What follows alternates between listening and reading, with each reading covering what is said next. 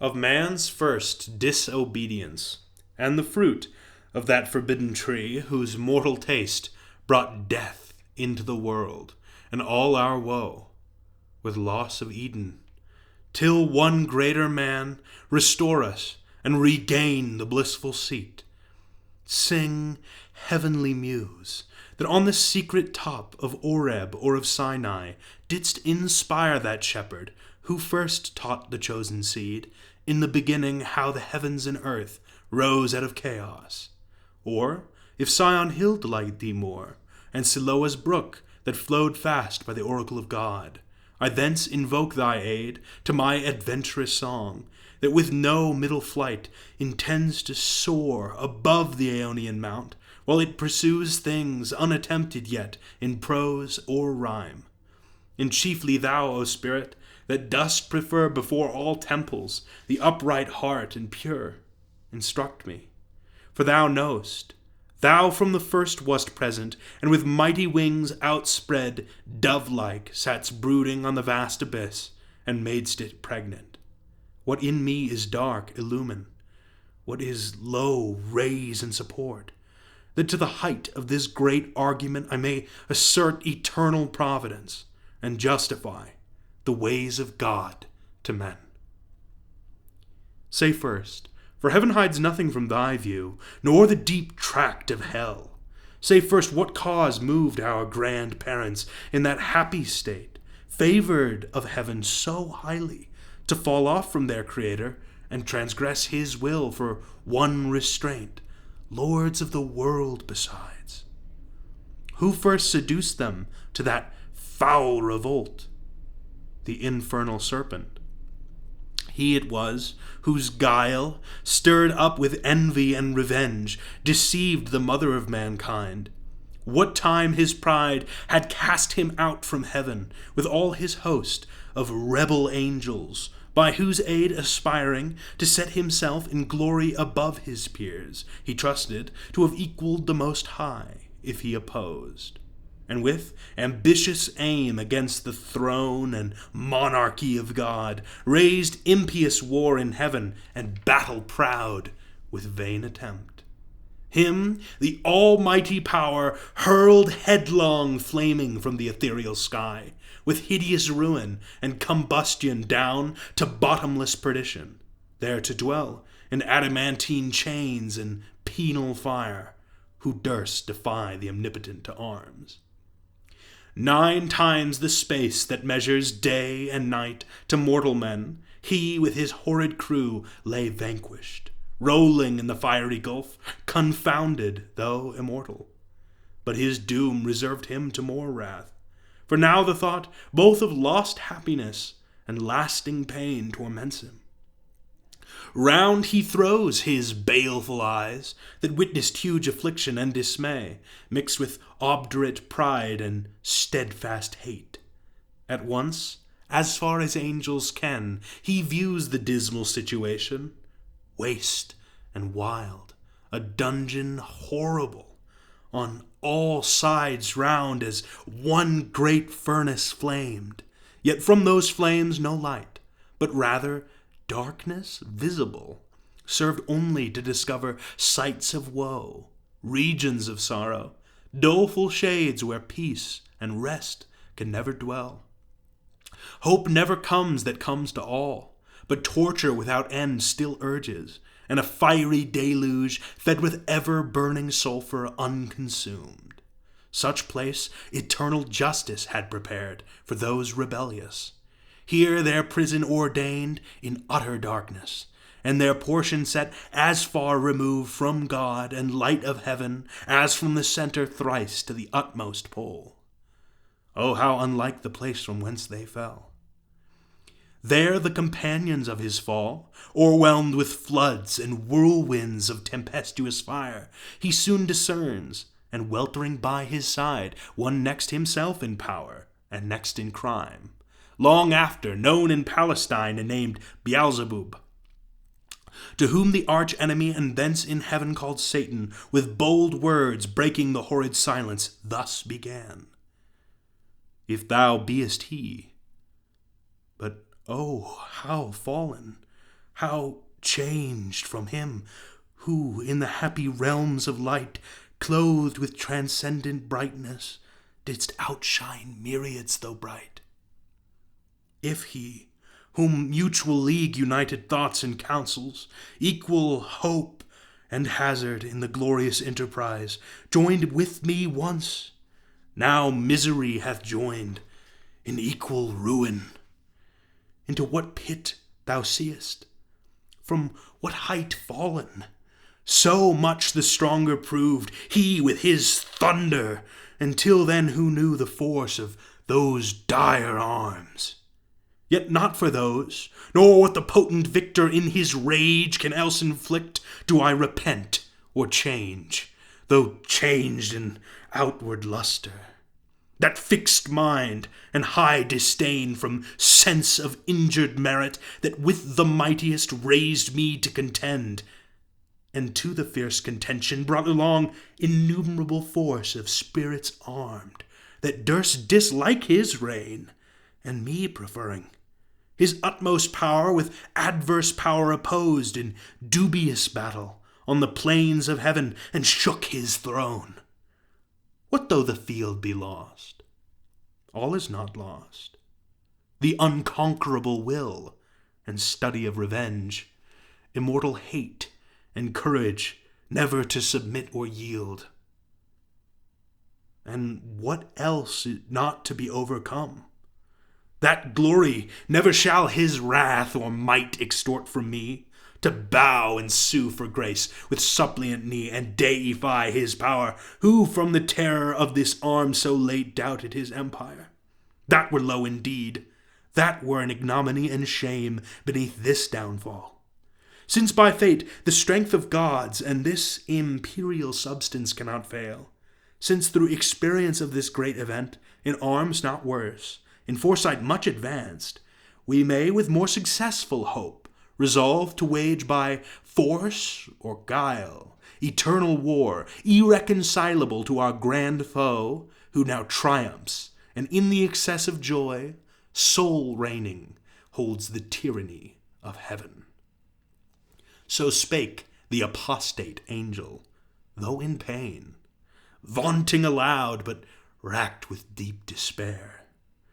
And him thus answered soon his bold compeer: O Prince, O Chief of many throned powers, that led the embattled seraphim to war under thy conduct, and in dreadful deeds fearless endangered heaven's perpetual king, and put to proof his high supremacy, whether upheld by strength, or chance, or fate. Too well I see and rue the dire event, that with sad overthrow and foul defeat hath lost us heaven, and all this mighty host in horrible destruction laid thus low, as far as gods and heavenly essences can perish. For the mind and spirit remains invincible, and vigor soon returns, though all our glory extinct, and happy state here swallowed up in endless misery. But what if he, our conqueror, whom I now of force believe almighty, since no less than such could have o'erpowered such a force as ours, have left us this our spirit and strength entire, strongly to suffer and support our pains, that we may so suffice his vengeful ire, or do him mightier service as his thralls by right of war, whate'er his business be here in the heart of hell to work in fire, or do his errands in the gloomy deep. What can it then avail, though yet we feel strength undiminished, or eternal being to undergo eternal punishment? Whereto with speedy words the archfiend replied: Fallen cherub, to be weak is miserable, doing or suffering, but of this be sure, to do aught good never will be our task, but ever to do ill our sole delight, as being the contrary to his high will, whom we resist. If then his providence out of our evil seek to bring forth good, our labor must be to pervert that end, and out of good still to find means of evil. which oft-times may succeed, so as perhaps shall grieve him if I fail not, and disturb his inmost counsels from their destined aim. But see, the angry victor hath recalled his ministers of vengeance and pursuit back to the gates of heaven. The sulphurous hail, shot after us in storm o'erblown, hath laid the fiery surge that from the precipice of heaven received us falling. And the thunder, winged with red lightning and impetuous rage, perhaps hath spent his shafts, and ceases now to bellow through the vast and boundless deep. Let us not slip the occasion, whether scorn or satiate fury yield it from our foe. Seest thou yon dreary plain, forlorn and wild, the seat of desolation, void of light, save what the glimmering of these livid flames casts pale and dreadful? Thither let us tend, from off the tossing of these fiery waves, there rest, if any rest can harbor there, and reassembling our afflicted powers, consult how we may henceforth most offend our enemy, our own lost how repair, how overcome this dire calamity, what reinforcement we may gain from hope, if not, what resolution from despair. Thus Satan talking to his nearest mate, with head uplift above the wave, and eyes that sparkling blazed, his other parts beside prone on the flood, extended long and large, lay floating many a rood, in bulk as huge as whom the fables name of monstrous size, Titanian, or earthborn that warred on Jove, Briareos, or Typhon, whom the den by ancient Tarsus held, or that sea beast, Leviathan, which God of all his works created hugest, that swim the ocean's stream. Him, haply slumbering on the Norway foam, the pilot of some small night-foundered skiff, deeming some island, oft as seamen tell, with fixed anchor in his scaly rind, moors by his side under the lee, while night invests the sea and wished morn delays. So stretched out huge and lank, the arch-fiend lay, chained on the burning lake, nor ever thence had risen or heaved his head, but that the will and high permission of all ruling heaven left him at large to his own dark designs, that with reiterated crimes he might heap on himself damnation, while he sought evil to others, and enraged might see how all his malice served but to bring forth infinite goodness, grace, and mercy shown on man by him seduced, but on himself treble confusion, wrath, and vengeance poured. Forthwith upright he rears from off the pool, his mighty stature. On each hand the flames, driven backward, slope their pointing spires, and rolled in billows leave the midst a horrid veil. Then with expanded wings he steers his flight, aloft incumbent on the dusky air, that felt unusual weight, till on dry land he lights, if it were land that ever burned with solid, as the lake with liquid fire. And such appeared in hue as when the force of subterranean wind transports a hill torn from Pelorus, or the shattered side of thundering Etna, whose combustible and fueled entrails, thence conceiving fire, sublimed with mineral fury, aid the winds, and leave a singed bottom all involved with stench and smoke. Such resting found the soul of unblessed feet, him following his next mate, both glorying to have scaped the Stygian flood as gods, and by their own recovered strength, not by the sufferance of supernal power. Is this the region? This the soil, the clime? Said then the lost archangel. This the seat that we must change for heaven? This mournful gloom for that celestial light? Be it so, since he who is now sovereign can dispose and bid what shall be right. Farthest from him is best, whom reason hath equalled, force had made supreme above his equals. Farewell, happy fields, where joy forever dwells. Hail, horrors! Hail, infernal world! And thou profoundest hell! Receive thy new possessor, one who brings a mind not to be changed by place or time, a mind is its own place, and in itself can make a heaven of hell, a hell of heaven. What matter where, if I be still the same? And what I should be all but less than he whom thunder hath made greater. Here at least we shall be free. The Almighty hath not built here for his envy, will not drive us hence. Here we may reign secure, and in my choice to reign is worth ambition, though in hell. Better to reign in hell than serve in heaven. But wherefore let we then, our faithful friends, the associates and co-partners of our loss, lie thus astonished on the oblivious pool, and call them not to share with us their part in this unhappy mansion, or once more with rallied arms to try what may be yet regained in heaven, or what more lost in hell.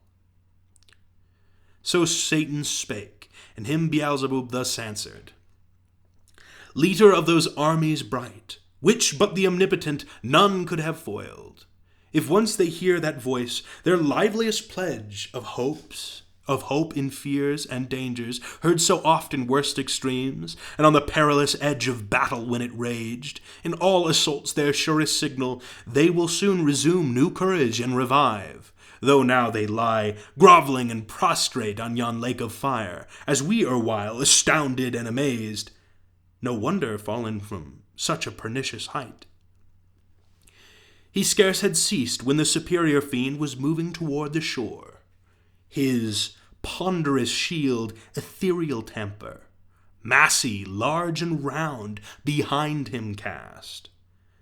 The broad circumference hung on his shoulders like the moon, whose orb through optic glass the Tuscan artist views at evening from the top of Fesole or in Valderno, to descry new lands, rivers or mountains in her spotty globe. His spear to equal which the tallest pine hewn on Norwegian hills, to be the mast of some great admiral, were but a wand he walked with, to support uneasy steps over the burning marl, not like those steps on heaven's azure.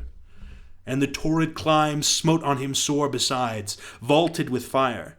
Nathless he so endured, till on the beach of that inflamed sea he stood, and called his legions angel forms, who lay entranced, thick as autumnal leaves that strow the brooks in Vallombrosa, where the Ithurian shades high overarched embowered, or scattered sedge afloat, when with fierce winds Orion armed hath vexed the Red Sea coast, whose waves o'erthrew Busiris and his Memphian chivalry, while with perfidious hatred they pursued the sojourners of Goshen, who beheld from the safe shore their floating carcasses and broken chariot wheels. So thick bestrown, abject and lost lay these covering the flood, under amazement of their hideous change. He called so loud that all the hollow deep of hell resounded. Princes, potentates, warriors, the flower of heaven once yours, now lost. If such astonishment as this can seize eternal spirits, or have ye chosen this place after the toil of battle to repose your wearied virtue for the ease you find, to slumber here, as in the vales of heaven?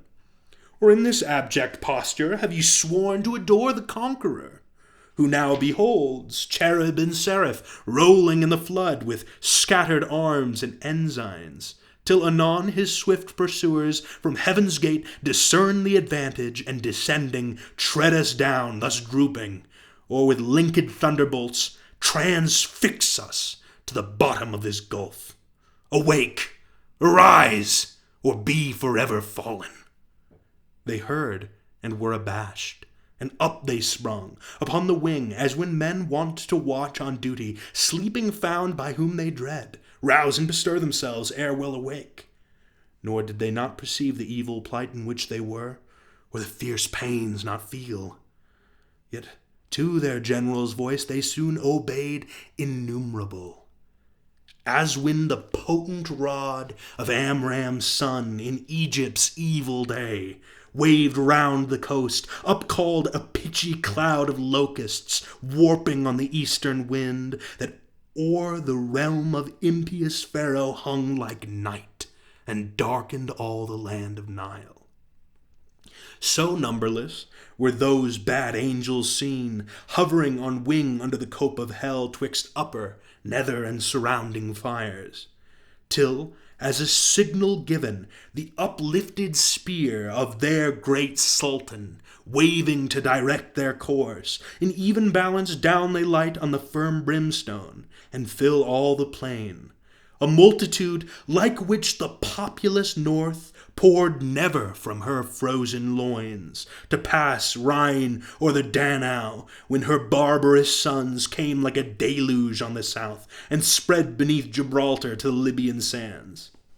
Forthwith from every squadron and each band, the heads and leaders thither haste, where stood their great commander, godlike shapes and forms excelling human, princely dignities, and powers that erst in heaven sat on thrones, though of their names in heavenly records now be no memorial, blotted out and razed by their rebellion from the books of life.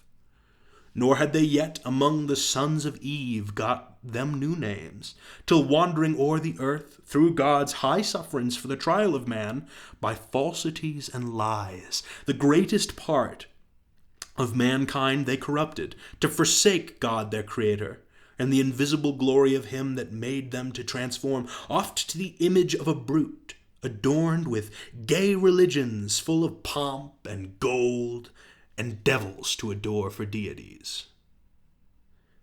Then were they known to men by various names, and various idols through the heathen world.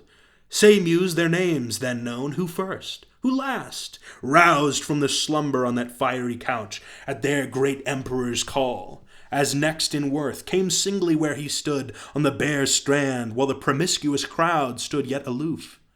The chief were those who from the pit of hell, roaming to seek their prey on earth, durst fix their seats long after next the seat of God, their altars by his altar, gods adored among the nations round, and durst abide Jehovah thundering out of Sion, throned between the cherubim, yea, often placed within his sanctuary itself their shrines, abominations and cursed things, his holy rites and solemn feasts profaned, and with their darkness durst affront his light. First Moloch, horrid king, besmeared with blood of human sacrifice and parents' tears, though for the noise of drums and timbrels loud, their children's cries unheard, that passed through fire to his grim idol.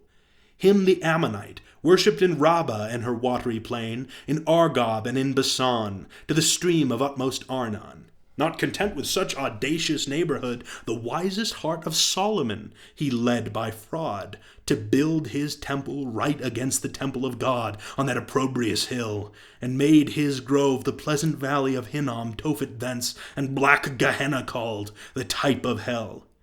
Next Chemos, the obscene dread of Moab's sons, from Aurora to Nebo, and the wild of southmost Abarim, in Hesabon and Horonaim, Sion's realm, beyond the flowery dale of Sibba clad with vines, and Elealeh to the asphaltic pool, Peor his other name, when he enticed Israel in Sittam on their march from Nile, to do him wanton rites which cost them woe. Yet thence his lustful orgies he enlarged, even to that hill of scandal by the grove of Moloch, homicide, lust hard by hate, till good Josiah drove them thence to hell.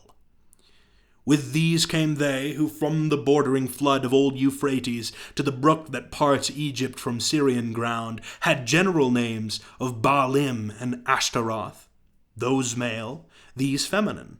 For spirits when they please can either sex assume, or both. So soft and uncompounded is their essence pure, nor tied or manacled with joint or limb, nor founded on the brittle strength of bones like cumbrous flesh, but in what shape they choose, dilated or condensed, bright or obscure, can execute their airy purpose, and works of love or enmity fulfill. For those, the race of Israel oft forsook their living strength, and unfrequented left his righteous altar, bowing lowly down to bestial gods, for which their heads as low bowed down in battle, sunk before the spear of despicable foes.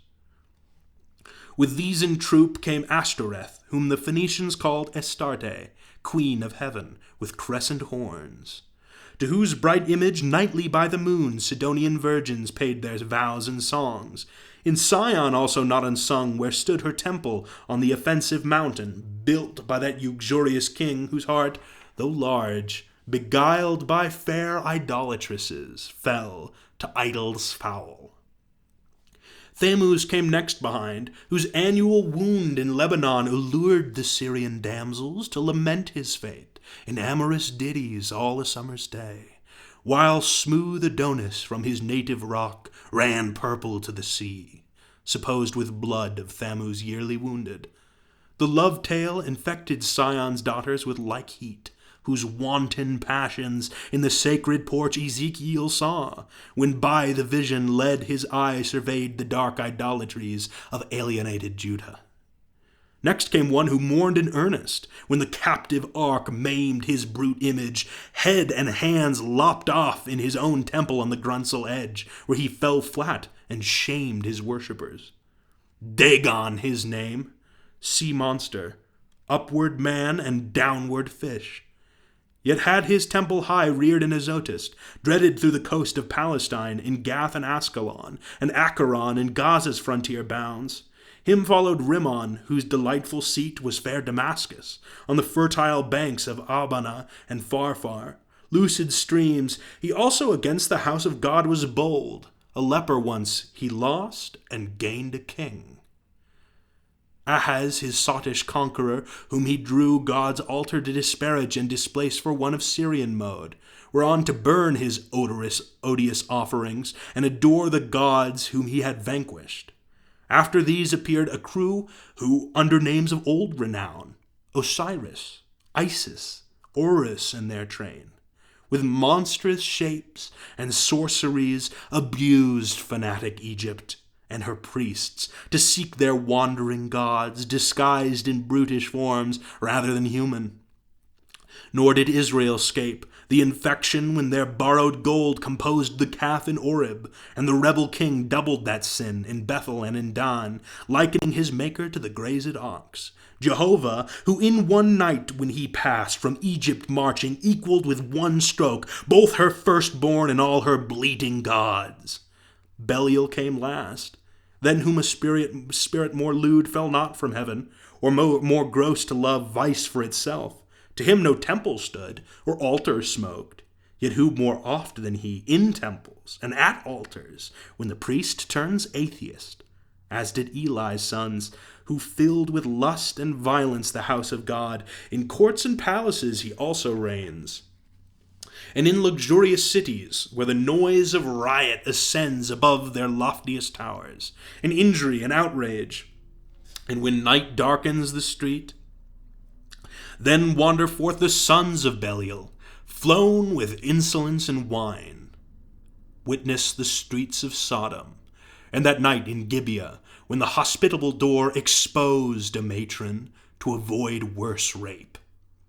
These were the prime in order and in might. The rest were long to tell, though far renowned.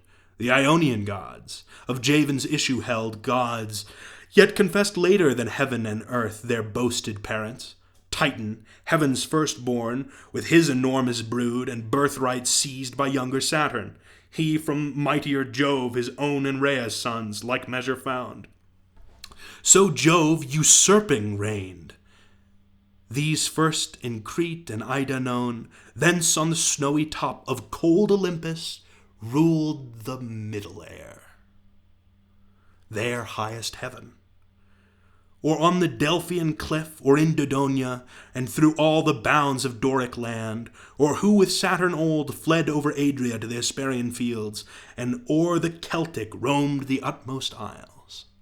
All these and more came flocking, but with looks downcast and damp. Yet such wherein appeared obscure some glimpse of joy, to have found their chief not in despair, to have found themselves not lost in loss itself, which on his countenance cast like doubtful hue.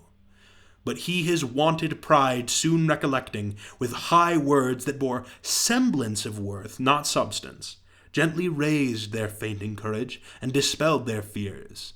Then straight commands that at the warlike sound of trumpets loud and clarions he upreared his mighty standard, that proud honor claimed Azazel as his right, a cherub tall, who forthwith from the glittering staff unfurled the imperial ensign, which full high advance shone like a meteor streaming to the wind, with gems and golden luster, rich emblazed, seraphic arms and trophies, all the while sonorous metal blowing martial sounds, at which the universal host up sent a shout that tore hell's concave, and beyond frighted the reign of chaos and old night.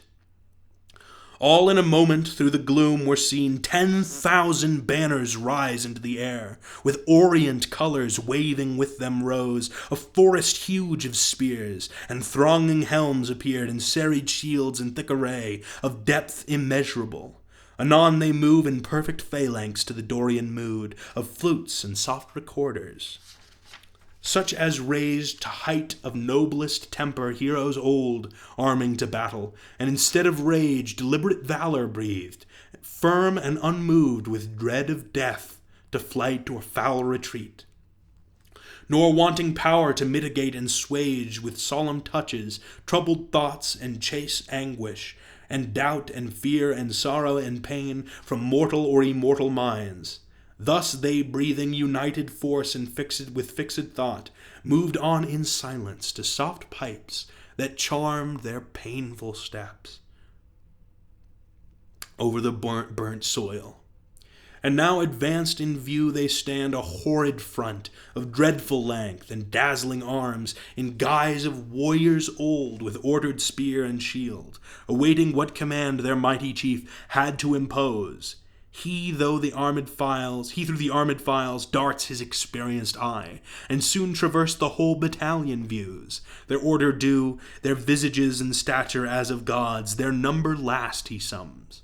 And now his heart distends with pride, and hardening in his strength glories, for never since created man met such embodied force, as named with these could bear it more than that small infantry warred on by cranes. Though all the giant brood of Phaedra with the heroic race were joined that fought at Thebes and Ilium, on each side mixed with auxiliar gods, and what resounds in fable or romance of Uther's sons, begirt with British and Armoric knights. And all who since, baptized or infidel, jousted in Aspermont, Montalban, Damasco, or Morocco, or Trebizond, or whom Bisarta sent from Afric shore when Charlemagne with all his peerage fell, by Fontarabia. Thus far these beyond compare of mortal prowess, yet observed their dread commander. He above the rest in shape and gesture proudly eminent, stood like a tower. His form had yet not lost all her original brightness, nor appeared less than archangel ruined, and the excess of glory obscured, as when the sun new risen looks through the horizontal misty air, shorn of his beams. Or from behind the moon in dim eclipse, disastrous twilight sheds on half the nations, and with fear of change perplexes monarchs. Darkened so, yet shone above them all the archangel. But his face deep scars of thunder had entrenched, and care set on his faded cheek, but under brows of dauntless courage and considerate pride, waiting revenge. Cruel his eye, but cast signs of remorse and passion to behold the fellows of his crime, the followers rather, far other once beheld in bliss, condemned for ever now to have their lot in pain. Millions of spirits for his fault immersed of heaven, and from eternal splendors flung for his revolt. Yet faithful how they stood, their glory withered, as when heaven's fire hath scathed the forest oaks or mountain pines, with singed top their stately growth, though bare, stands on the blasted heath. He now prepared to speak, where at their doubled ranks they bend from wing to wing and half enclose him round. with all his peers, attention held them mute. Thrice he essayed, and thrice in spite of scorn, tears such as angels weep burst forth. At last, words interwove with sighs found out their way. O myriads of immortal spirits! O powers matchless! But with the Almighty that strife was not inglorious, though the event was dire, as this place testifies. And this dire change hateful to utter, but what power of mind, foreseeing or presaging, from the depth of knowledge past or present, could have feared how such united force of gods, how such as stood like these, could ever know repulse? For who can yet believe, though after loss, that all these puissant legions, whose exile hath emptied heaven, shall fail to reascend, self-raised, and repossess their native seat? For me be witness all the host of heaven, if counsels different or dangers shunned, by me have lost our hopes. But he who reigns monarch in heaven, till then as one secure, sat on his throne, upheld by old repute, consent, or custom, and his regal state put forth at full, but still his strength concealed, which tempted our attempt, and wrought our fall. Henceforth his might we know, and know our own, so as not either to provoke or dread new war provoked. Our better part remains to work in close design, by fraud or guile, what force effected not, that he no less at length from us may find, who overcomes by force, hath overcome but half his foe.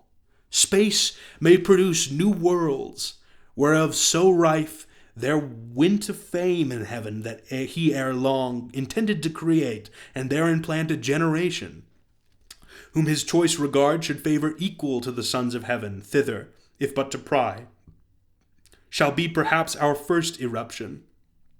Thither or elsewhere, for this infernal pit shall never hold celestial spirits in bondage, nor the abyss long under darkness cover. But these thoughts full counsel must mature. Peace is despaired, for who can think submission? War then, war, open or understood, must be resolved. He spake, and to confirm his words outflew millions of flaming swords, drawn from the thighs of mighty cherubim. The sudden blaze far round illumined hell. Highly they raged against the highest, and fierce with grasped arms clashed on their sounding shields the din of war, hurling defiance toward the vault of heaven. There stood a hill, not far, whose grisly top belched fire and rolling smoke. The rest entire shone with a glassy scurf, undoubted sign that in his womb was hid metallic ore, the work of sulphur. Thither, winged with speed, a numerous brigade hastened, as when bands of pioneers with spade and pickaxe armed forerun the royal camp to trench a field or cast a rampart. Mammon led them on. Mammon, the least erected spirit that fell from heaven, for even in heaven his looks and thoughts were always downward bent, admiring more the riches of heaven's pavement, trodden gold, than aught divine or holy else enjoyed, in vision beatific, by him first men also, and by his suggestion taught, ransacked the center, and with impious hands rifled the bowels of their mother earth, for treasures better hid. Soon had his crew opened into the hill a spacious wound, and digged out ribs of gold. Let none admire that riches grow in hell. That soil may best deserve the precious bane. And here let those who boast in mortal things, and wondering tell of Babel, and the works of Memphian kings, learn how their greatest monuments of fame and strength and art are easily outdone by spirits reprobate, and in an hour what in an age they with incessant toil and hands innumerable scarce perform. Nigh on the plain, in many cells prepared, that underneath had veins of liquid fire sluiced from the lake, a second multitude with wondrous art founded the massy ore, severing each kind, and scummed the bullion dross. A third as soon had formed within the ground a various mold, and from the boiling cells by strange conveyance filled each hollow nook, as in an organ from one blast of wind to many a row of pipes the sound-board breathes.